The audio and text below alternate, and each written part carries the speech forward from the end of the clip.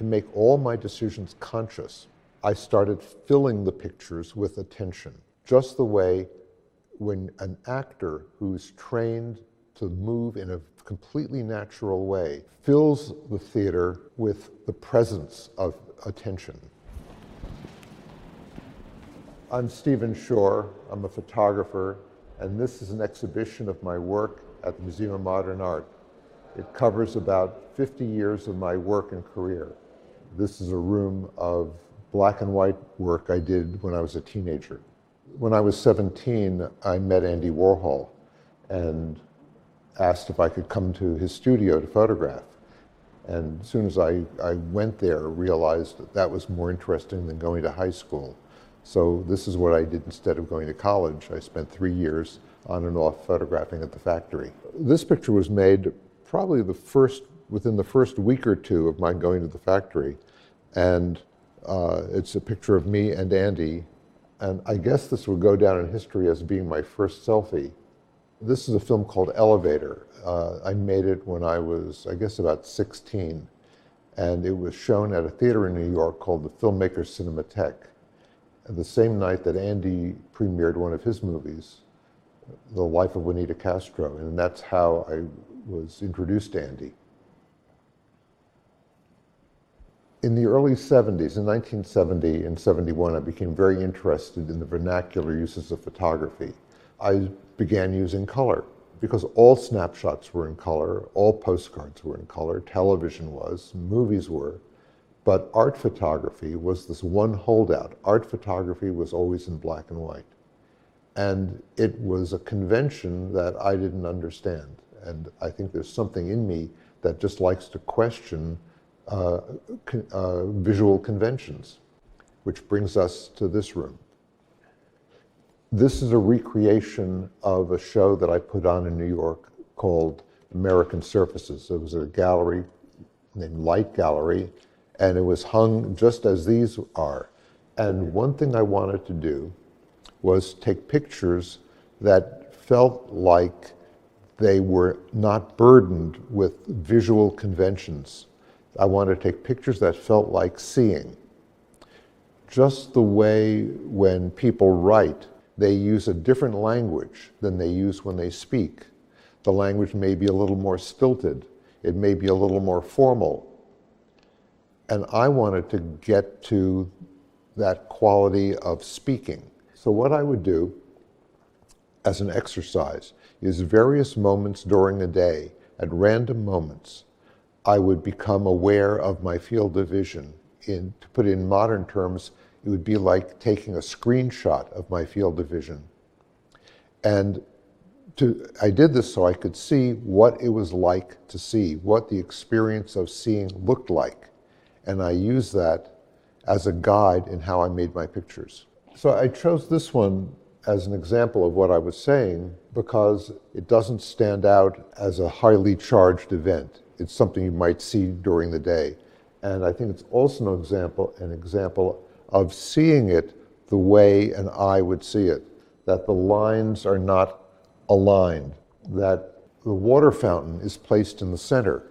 There was a visual convention at the time that you don't put the subject of the picture in the center, which runs completely counter to how we see, because you always are looking at your subject. After I finished the series American Surfaces, I started using a view camera. These are big cameras on a tripod, just like the cameras that were used in the 19th century, where the camera's on a tripod and you go under a dark cloth to focus. One thing that I noticed right away using the view camera, because the images are so highly detailed, there are little things in the picture that I can see that I don't have to make the subject of the picture. So for example, if you look closely in this scene, there's a window, and in the window is a boy, and his breath is on the glass, where American Surfaces were about the act of seeing, almost as though one's seeing through my eyes. In Uncommon Places, I'm often relying on the descriptive power of the camera to make a complex picture that the viewer moves their attention through. So what I'm doing is creating a small world for a viewer to explore, rather than the impression of what it's like to look through my eyes. One thing I've always been interested in is what the world looks like when it's seen when you're in a state of heightened awareness. Those moments which I think everyone has, where experience feels more tangible, where experience feels more vivid. And as you walk down the street with that frame of mind, relationships begin to stand out. Let's go to this picture. This is a picture I made in 1975 at the intersection of Beverly and La Brea in Los Angeles. And I think it represents the height of structural density in my work, where I'm looking at every visual relationship in the picture. I'm looking at the relationship of this to this, of this to this, of this to this, of this to this, all throughout the picture. And so this is structurally about as dense as any picture I made. In the process of becoming aware of all the structural elements of a picture, to make all my decisions conscious, I started filling the pictures with attention. And so although this seems as casual and as natural as an American Surfaces picture, the difference is, for me, there's a resonance of conscious attention that fills the picture. Just the way when an actor who's trained to move in a completely natural way, who can walk across a stage without apparent self-consciousness, fills the theater with the presence of attention, what would be called stage presence. And this would be the visual equivalent of stage presence. In 1980, my wife and I moved to Montana. And when I started living there and thinking about what to photograph, I realized that if I photographed the land, I would be seeing it through the eyes of a New Yorker and taking pictures that essentially said, "Wow, isn't this beautiful?" And that those pictures would have missed something that I would be doing if I were photographing in a city or a small town. And that is, they wouldn't be expressing a perception of the place. They wouldn't be expressing a subtle perception of the place.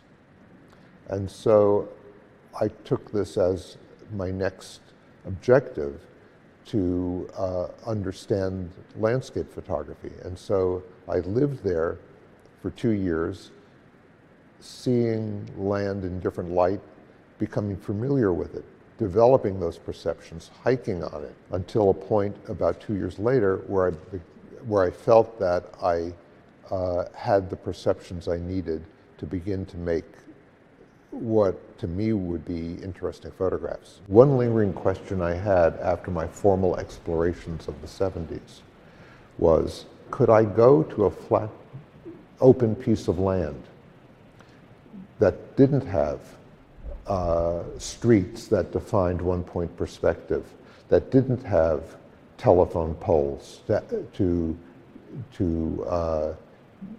emphasize the frame, that it was just an open piece of land, a treeless piece of land, and figure out how to make it look like deep space receding. As you move your attention from the foreground all the way back without skipping over anything, back to the horizon, you may have a sensation of your eye changing focus. But this is an illusion because you're looking at a flat image. After living for a few years in Montana, I moved to the Hudson Valley in New York State and began teaching at Bard College, which I understand is ironic since, as I told you earlier, I had dropped out of high school. Bard is a liberal arts institution, not a fine arts school. And I knew that most of the students I was teaching wouldn't continue as photographers. And so I thought about what is it that I can teach through photography that would benefit anyone. And that is, again, referring to a theme that I introduced a while back, the experience of seeing with conscious attention. And that photography is a tool for learning how to do that, and that this is something that would benefit anyone. That seeing with conscious attention and seeing with self-awareness, in a way, feeds people, feeds part of the mind.